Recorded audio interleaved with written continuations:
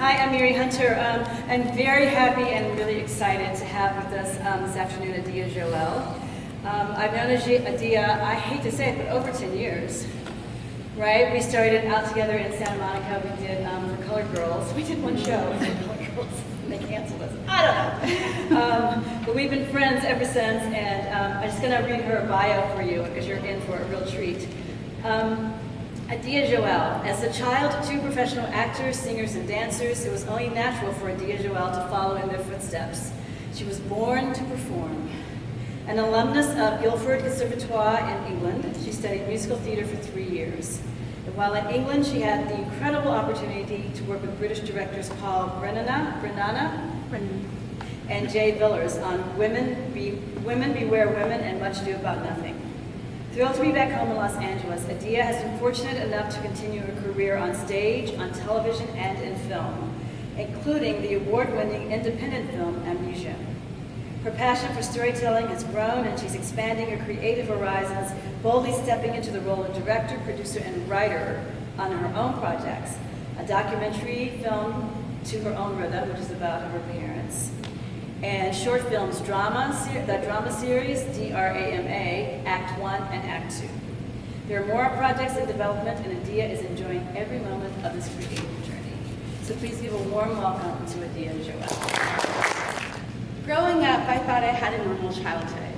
I mean, what's not normal about going to private school with the offspring of music royalty like the Poyer sisters or the Jacksons, or being checked out of school to go to work for my mom. Of course, my mom was working at Paramount and CBS Studios at the time.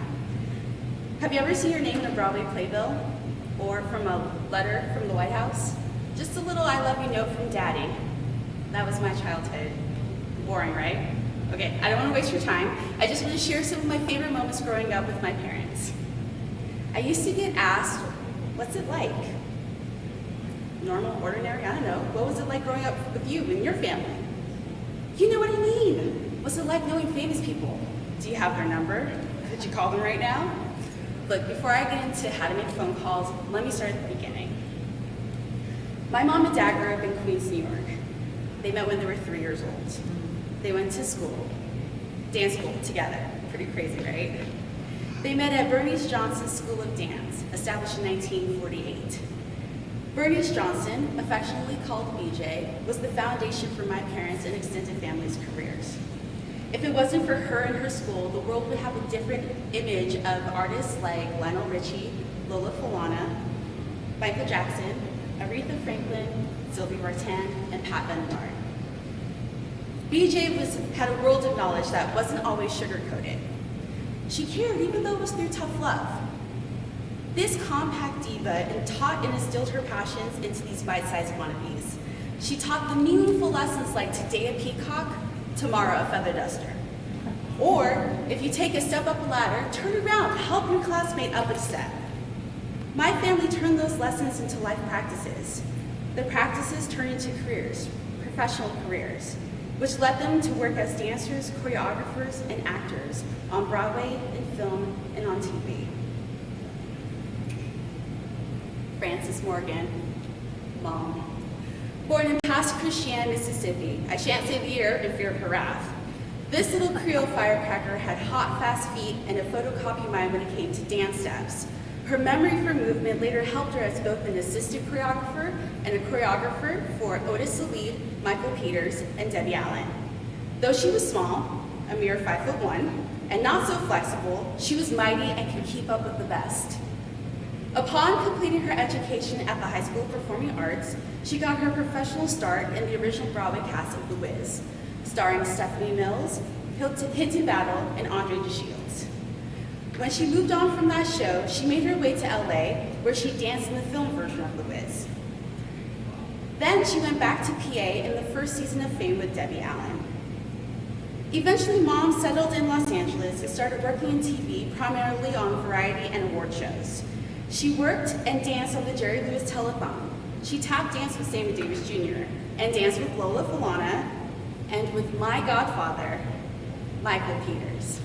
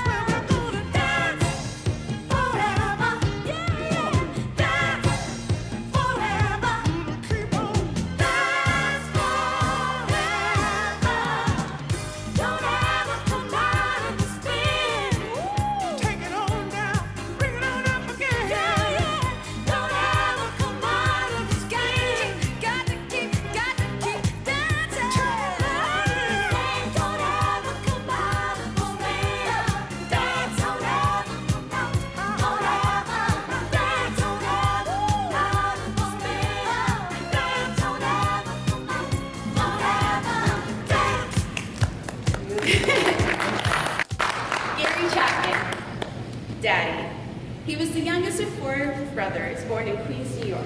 This charming, travel-hungry, Francophile, class clown had big ambitions and wouldn't stop until he achieved his goals. He wanted to be more than a dancer. He wanted to sing. But when it came to dancing, that man could dance. After graduating from the Performing Arts High School, he and his best friend, another godfather, Bruce Heath, stepped out on faith and moved to LA. They did have familiar connections in Lorraine Fields, one of my many godmothers, and her BFF, Michelle Simmons, both whom had graduated PA the year before. These two phenomenally talented, statuesque mahogany goddesses were already working professionally, and their experience and knowledge would help both my father and godfather stay focused. These two jumped right into working professionally. Their careers skyrocketed. Both were able to buy houses in LA and to send money home to their moms still living in New York. My dad worked on many amazing jobs, such as, I had better timing before, Bunny Lady, and the best little whorehouse in Texas, the Aggie song.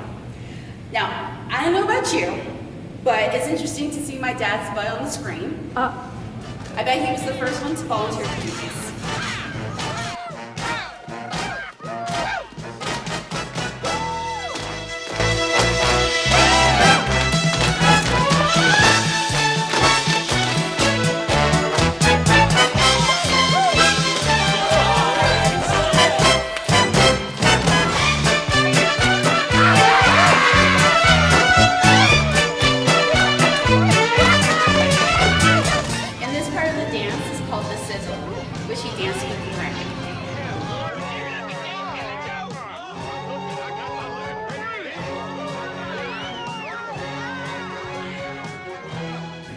Dad also danced on two of Michael Jackson's music videos, Eat It and the iconic Thriller. Now we are now at that point of the day where we throw away all the technical rehearsal, all the cleanup. Now we're gonna work on character, right? Because what I see now is, everybody thinking, okay? On the computer, let it rest. Let's see if we'll perform out. Soon after, an opportunity came that would bring all his passions together. He was the lead dancer who sang with the French Anne Margaret Sylvie Vartan during her 1977 European, Asian, and African tour.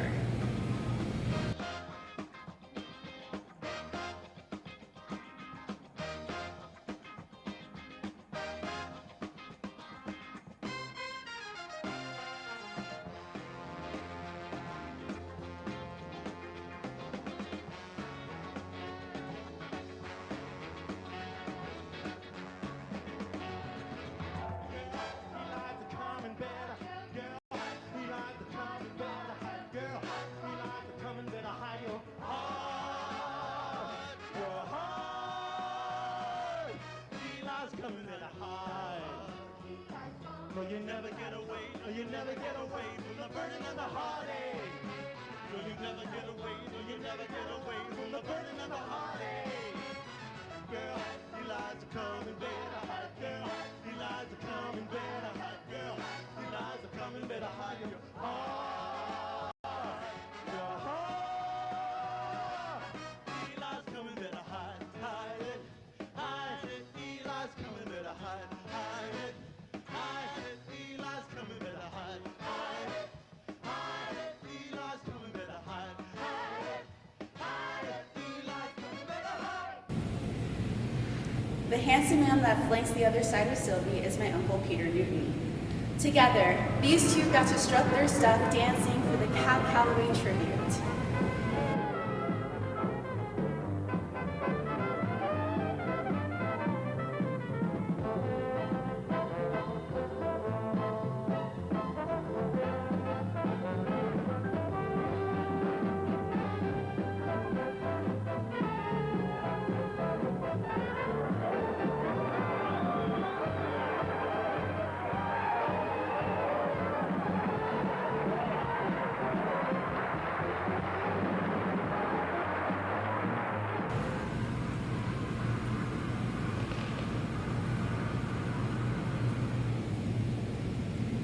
In the middle of all this, they made time to date, get engaged, and marry.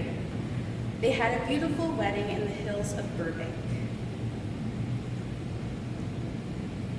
And a year later, they had me. And the real fun started. My father's career grew as he went on to have a supporting role in Bob Fosse's final Broadway show, Big Deal. He played two characters, Kokomo and Dancing Dan, the Safecracking Man, and was knighted with the Covenant song, Me and My Shadow. As Dancing Dan, he was accompanied by his two shadows, Valerie Pettiford and Barbara Yeager. Big Deal closed a mere 69 shows later, and Dad decided to make a sacrifice and put his dancing shoes away. He got a 9-to-5 job that provided health benefits for his family. The sacrifice was not in vain, as he was diagnosed with terminal illness a short time later. My mother and I were so fortunate that he put us in our futures first, even when it meant never dancing again. After my father died, there were still three. My grandfather, just kidding. My grandfather, wouldn't that be cool? My grandfather, James Morgan, moved in with us. He was there to help my mom with me and to help me also. As the only source of income, Mom couldn't afford to stop working. She continued to work as a dancer and as an assistant choreographer. During this time, she worked on Disney's Polly Coming Home, A Different World, The Oscars, School Days, Sister Sister, and the best part is that she never stopped using her talents.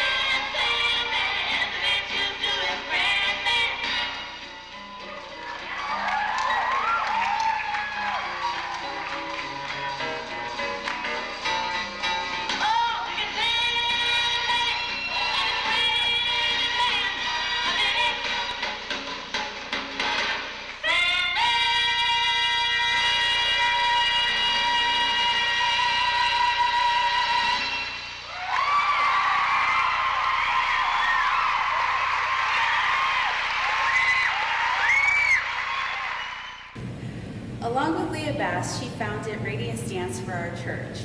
And she also got to achieve one of her main goals, which was starring in a film along with Lorraine Fields, entitled Harlem Shake.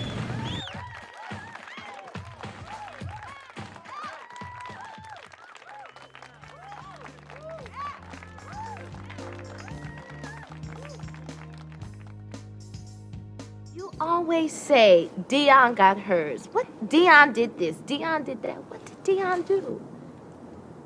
Okay, this is what Dion did. 5 years ago, Dion and I were roommates. Did you know that? Both out here aspiring to be dancers. Just excited, young, innocent, naive. At least I thought we were. We were both out there, both seeking, both wanting it, both desiring it. And then I thought we both trusted each other. Then one day my agent called me to give me an audition. And I wasn't there. And my dear friend did not try to find me to call me. It was the biggest audition I've ever had. Guess who went to the audition? Guess who got the gig? And guess who's dancing in the club now? And when she completed her stint on Sister Sister, she began teaching dance at the Crenshaw High School. She taught until she had to stop. The doctors gave her 6 months to live. Surrounded by a room full of her friends and loved ones, my mom took her final breath. The final one. If you put together my parents' resume credits, accolades, awards, it's a lot to live up to. It's been really difficult walking my own path. Not everyone knows what their path is right away. It could take some time. Maybe that's why I was the oldest person in my year at Performing Arts High School in England. I mean, I knew I always wanted to perform. I knew I wanted to be in the industry, just not as a dancer. I wanted my journey to be my own. Don't get me wrong, I had fun. I got to meet so many interesting and famous people. I remember during the rehearsals of the Oscars, I got to speak French with Celine Dion. As a kid, my godfather would host parties, and who was on the guest list? Brooke Shields. I was an extra on one of my favorite episodes of A Different World, Save the Best for Last, Part 2, The Wedding. I was in the presence of film and TV royalty, otherwise known as Diane Carroll. I met some of my favorite all-time voice actors from Beauty and the Beast, Paige O'Hara, Jesse Corti, Richard White, and Jerry Orbach. From The Lion King, Lego M, and Ernie Sabala. I was there when my friend Nina was painted gold so she performed on stage with Broadway legend Lea Salonga as she sang A Whole New World. My childcare was the rehearsal of whatever production my mom and dad were working on. My teachers were the actors, producers, choreographers, and dancers I grew up with. My family are the performers, actors, dancers, directors, on stage, in TV, and on film. But all that was normal for me. That was the world I was born into. This world was my inspiration. But even with my colorful childhood, there was some not so positive residual side effects. To this day, I long for recognition. Recently, a friend and I took a dance class taught by an old friend of my parents. When the class was done, my friend and I went to go thank the teacher for an amazing session. The teacher, also a colleague of my parents, told my friend how amazing her dancing was. However, when it came time to talk to me, my comments I received were not about the execution of the dance, but rather about how much she missed my parents. I was invisible. I get it. I miss them too. But I'm still here. It makes me feel like I don't have my own presence and I'm only worthy of my parents' memory and not my own continuance. Sure, there are benefits of growing up in a family of entertainers, but when I felt the drive to join the ranks, I second-guessed myself. Should I really move forward? Enough. I am happy to report that I've had the opportunity to work in the industry, and though it's not yet my main source of income, it's still one of my main sources of joy in my life. I have finished 3 years of musical theater in England, and coming back to LA, I booked my first musical, Beauty and the Beast, which was my mom's favorite show and movie. I've worked on stage, in TV, and film. I've also worked in music videos and as a model.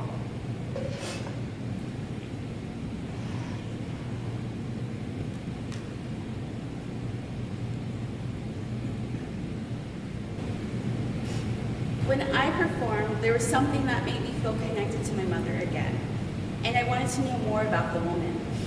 So I connected with her friends and family to get to know her. Then I decided to make a movie entitled To Her Own Rhythm, which won an award. One of my favorite moments of the film was taken from my mom's memorial service. Gregory Hines performed a tap routine called Frances Wouldn't Worry.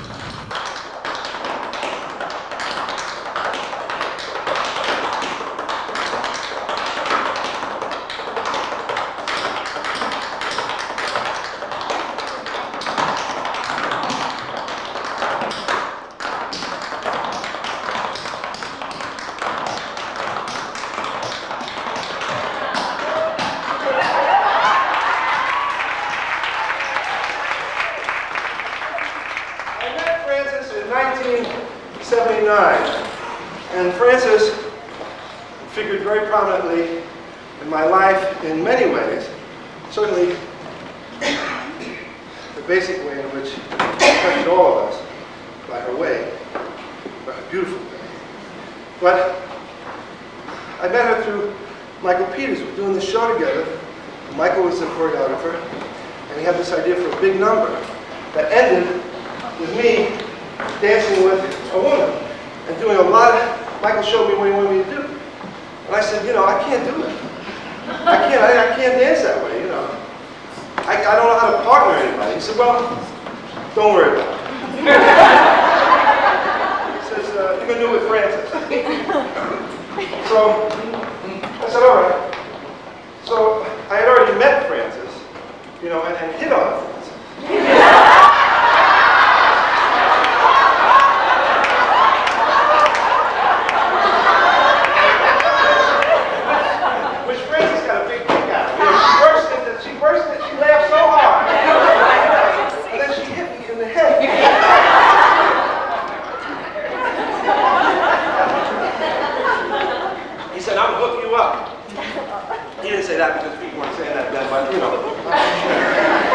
And I said, great. So the first day of rehearsal, he had somebody do it for me in my place, which was Otis Salih, because Otis Salih was covering it. Otis Salih was like, understudy.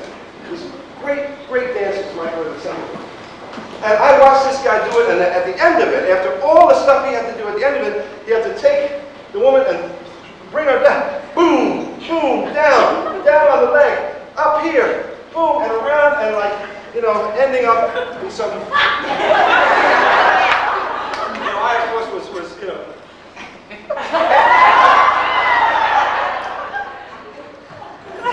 So we started rehearsing it, and he said, you just leave it to Frances.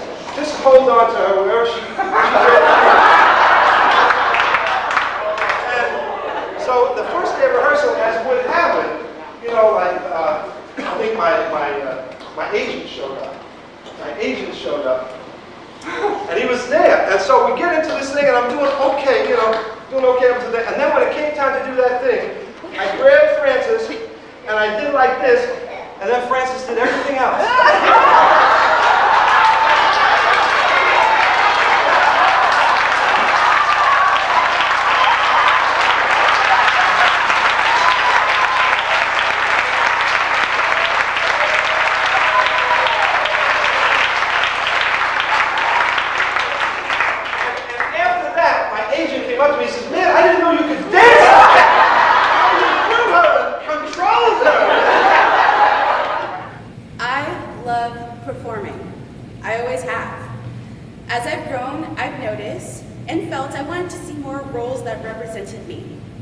I've also wanted to share my life experiences. Wanting to fulfill both desires, I began writing, directing, producing, and acting in these films. My goals haven't ended there. I am working hard to create content in which strong women are featured. The journey so far has been most satisfying and surprising. But I'm just getting started.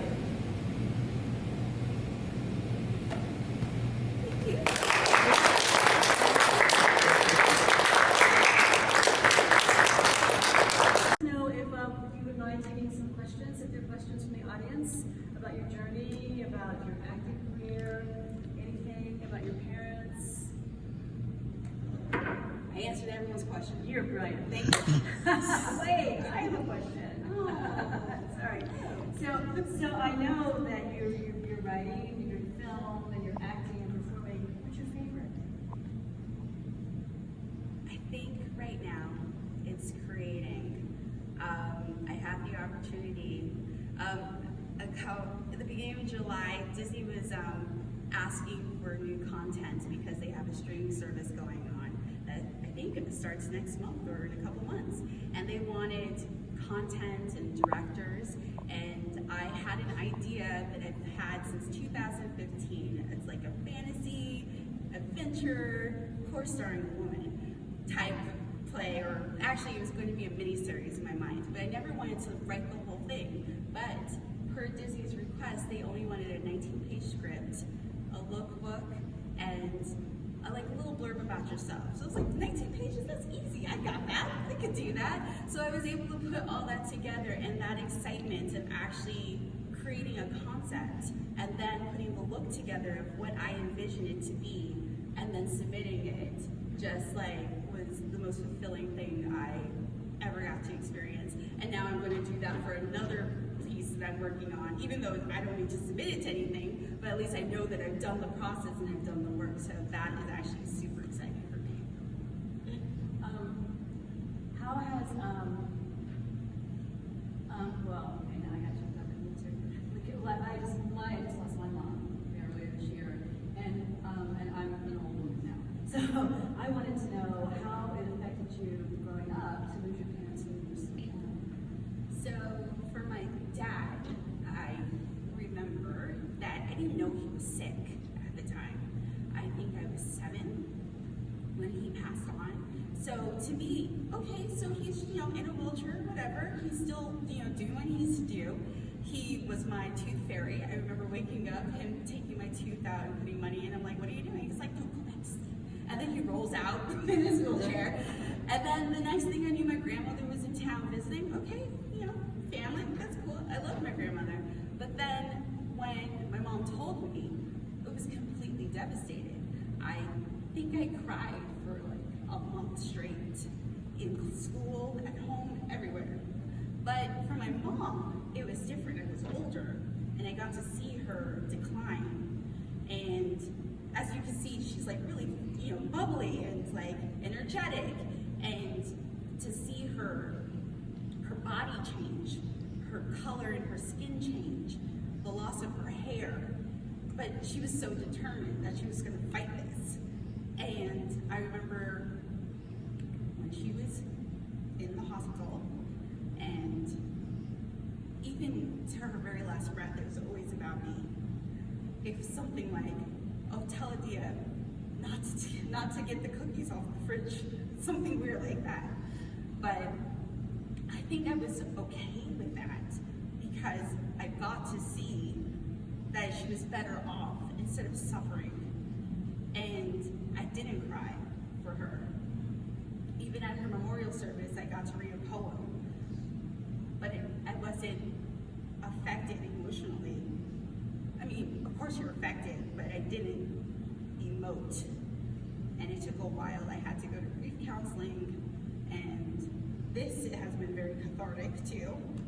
I've rehearsed this so many times and this didn't happen. But I think it's a blessing because now I get to, luckily, I'm fortunate both my parents were in the industry. I've got video footage, I've got photos. I know I'm lucky, but I've enjoyed them. I get to experience them, but I also get to live my life and know that I wouldn't want to go through that pain again. So I'm happy and stuff. I don't know, that sounds horrible, but I'm really happy that I got to experience them for the time that I did. Are you an only child? I am. Can you tell? Yeah. Yeah. Sometimes I wish I had a sibling because then, I'd have somebody to bounce it off of. But then I'm a little selfish. I like being in the spotlight. I didn't want to share it. Anything else for Adia? Thank you. Did your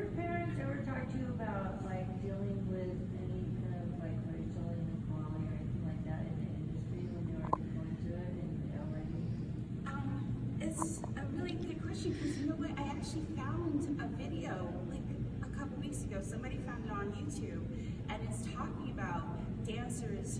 I think it was taken in the 80s, and my mom was being interviewed about being in the industry and having to deal with the dynamics of race and, for her, colorism, because she is so fair. So, like, I think they didn't talk to me. Speaking to like the people they've worked with, colleagues, and the rest of my family, they've expressed to me that there was a shift, like a wave that happened when my dad came out. That was like, ooh, we want dark complexion people, so it was bad for my mom.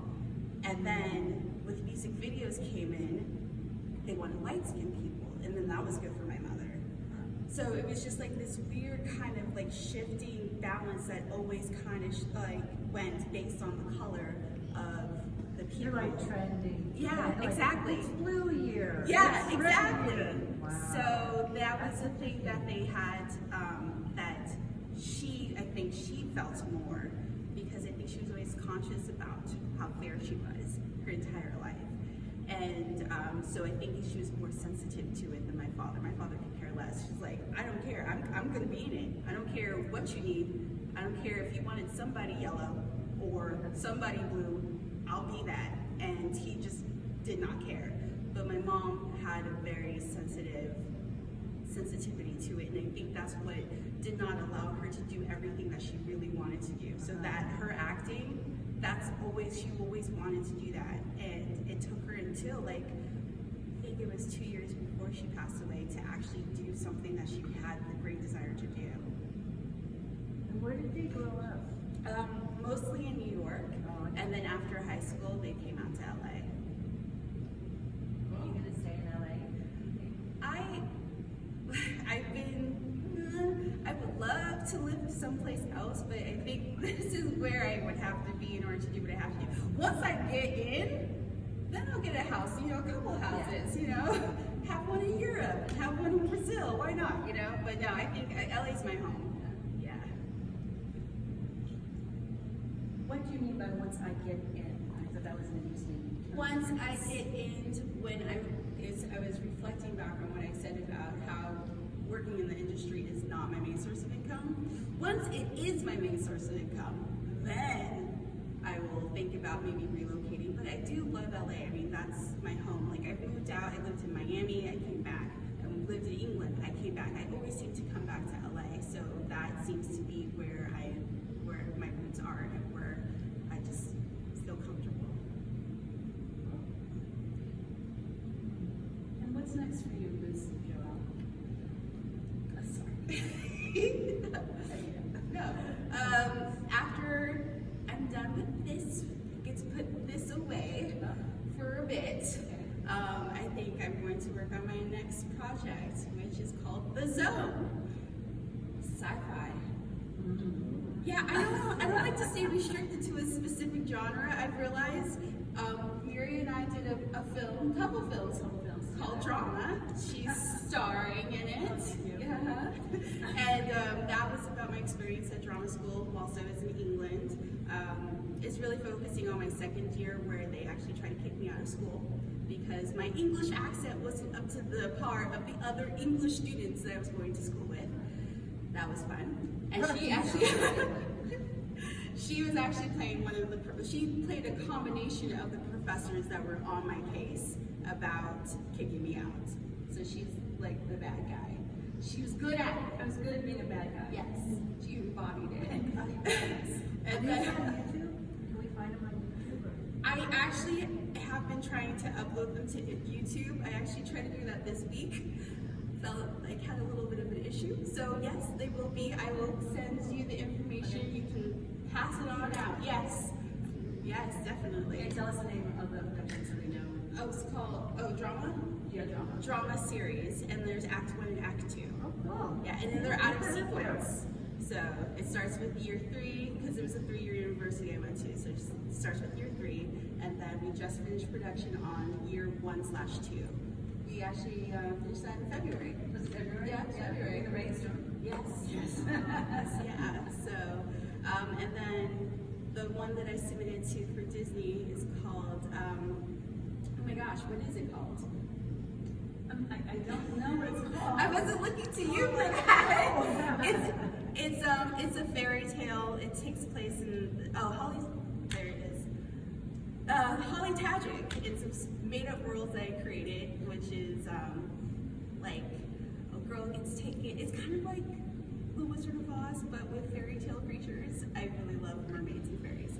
And then the next one is The Zone, and that's a sci-fi thing. So yeah, got a lot of different genres that I'm dabbling in. And then I want to write a musical too. So yeah. When do we get to see you act? Because I met you as an actor. Oh yeah. And that was awesome. So when do we get to see you? When do we get to see you perform? Or where? Tell us where we can find you. Well, this was kind of a test to see if I can make it through this. And I was thinking if this worked out, then maybe I might put this up somewhere else. So this might be up again next year. We'll see. Yeah. As far as acting, I mean,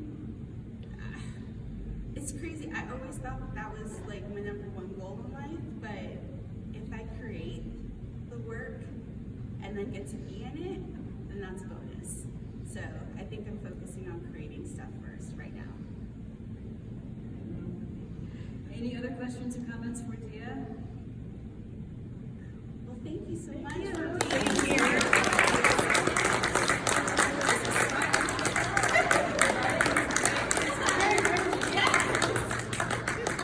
It's nice to be exposed to stuff I've never seen before. I love dance. I just don't, I'm on the fringe of it.